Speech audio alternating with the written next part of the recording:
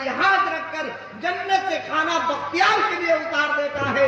فرمایا کہ ہماری مائیں اور بہنیں جب حیا اور پاک دامنی والی تھی، جب ہماری مائیں اور بہنوں کے اندر قرآن کا تعلیم زندہ تھا، جب ہماری مائیں اور بہنوں کے اندر سروں پہ دوپٹہ تھا، جب ہماری مائیں اور بہنیں چار دیواری کے اندر قرآن کی تعلیم کرتے تھے، یقین جانو اسی ماں کے پیٹ سے پیدا ہونے والا اولاد قاسم نانوتوی بنتا تھا، اسی ماں کے پیٹ سے پیدا ہونے والا اولاد اشرف علی تھانوی بنتا تھا، اسی ماں کے گود سے پیدا ہونے والا اولاد حکیم الامت بنتا تھا، اسی ماں کے پیٹ سے پیدا ہونے والا اولاد کبھی خواجہ معین الدین چشتی بنتا ہے تو بختیار کاکی بنتا ہے۔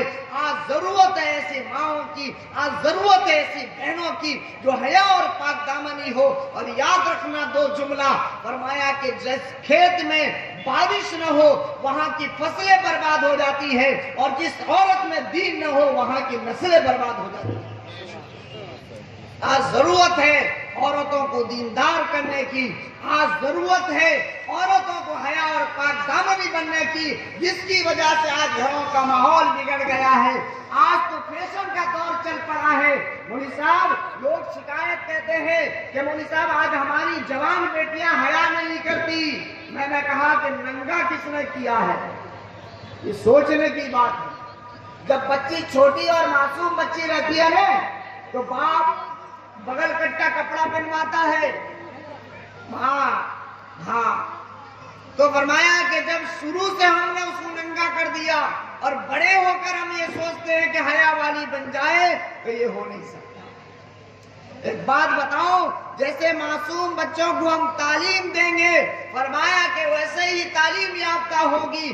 جس کی عظمت جس کے دلوں پہ ڈالا جائے گا اسی کی عظمت اس کے دلوں پر پلے گی۔ اگر آج ہم اپنے صبح اپنے معصوم بچوں کو صبح 6 اور 7 بجے ماں اٹھاتی ہے، بچے کو کتنے پیار سے اٹھاتی ہے، ایک گھنٹہ محنت کرتی ہے بچوں کو اٹھانے کے لیے، بیٹا اٹھ جاؤ گاڑی کا وقت ہو گیا، بیٹا اٹھ جاؤ کالج کا وقت ہو گیا، بیٹا اٹھ جاؤ کانوینٹ کا وقت ہو گیا۔ میں ان ماؤں سے پوچھنا چاہتا ہوں کہ تیرا ضمیر اس بات کا گوارا نہیں دیتا جس بچے کو تو انگریزی تعلیم کے لیے اٹھاتی ہے، کاش کہ اس بچے کو اور آدھا گھنٹہ پہلے نماز کے لیے اٹھا دیتی، وہ بچہ تیرا ہو جاتا، وہ بچہ تیری عزت کرنے والا ہو جاتا، وہ بچہ تیرے مقام کو سمجھنے والا ہو جاتا، وہ بچہ تیری قدر کرنے والا ہو جاتا۔ لیکن افسوس ہے کہ تو نماز کے بعد آج کانوینٹ کے لیے اٹھا رہی ہے، اس کے دلوں پر انگریزی تعلیم کی اہمیت کو تو ڈال رہی ہے، جس کی وجہ سے بچہ انگریزی تعلیم کی اہمیت تو رکھتا ہے لیکن قرآن کی اہمیت نہیں رکھتا۔ آج ضرورت ہے ہم اپنے گھروں پہ ایسا ماحول بنائیں کہ صبح سویرے بچے اٹھیں، انگریزی پڑھنے جائیں، معصوم بچوں سے کہیں کہ بیٹا جب تک تو 10 منٹ قرآن کی تلاوت نہیں کرے گا تب تک تو انگریزی پڑھنے نہیں جائے گا۔ جب ایسا ماحول بنائیں گے یقین جانیے کہ اس کے دلوں پہ قرآن کی عظمت آئے گی۔ اور ایک بات بتاؤں، غلطی ہماری کیا ہے؟ 10 کلاس ہم لوگ کہتے ہیں میٹرک کا پرکھیا، یہاں پر کیا کہتے ہو؟ مادھمک کیا کہتے ہیں؟ بہرحال 10 کلاس کا پرکھیا، وہ تو بیچارہ بہت اہم ہوتا ہے یا نہیں؟ باپ کیا کہے گا معلوم ہے بیٹے کو؟ بیٹا اگر تو فاسٹ ہو گیا نا بڑا سیمسنگ کا موبائل دو، کہا اپو کا موبائل۔ لیکن آج تک کسی باپ نے یہ نہیں کہا کہ بیٹا اگر تو 10 کلاس پاس ہو جائے گا تو تجھے قرآن پہ ہدیہ قرآن دوں گا۔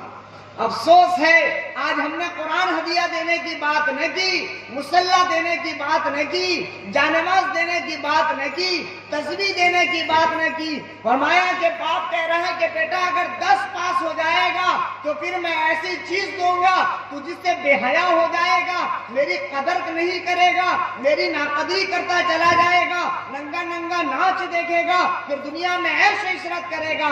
بتاؤ تو صحیح کہ سب سے پہلے راستہ کون بتاتا ہے؟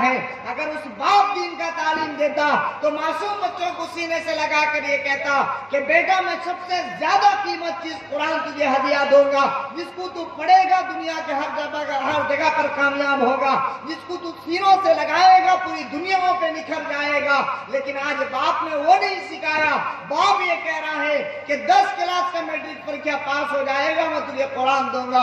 اللہ کے لیے اپنے نسلوں کو برباد نہ کرو، اللہ کے لیے اپنی اولاد کو برباد نہ کرو، خدا کے لیے اپنے اولاد کی زندگیوں کو برباد نہ کرو۔ آج اپنے اولاد کو صحیح تعلیم دو، مدارس اسلامیہ میں اپنے اولاد کو بھیجو۔ آج ضرورت ہے مدارس اسلامیہ کو آباد کرنے کی، آج ضرورت ہے مکاتب اسلامیہ کے چار دیوانی میں اپنے بچوں کو قرآن کی تعلیم دینے کی۔ اگر آج آپ اپنے بچوں کو قرآن کی تعلیم دیں گے، کل انشاءاللہ یہی بچے آپ کے قدر والے بن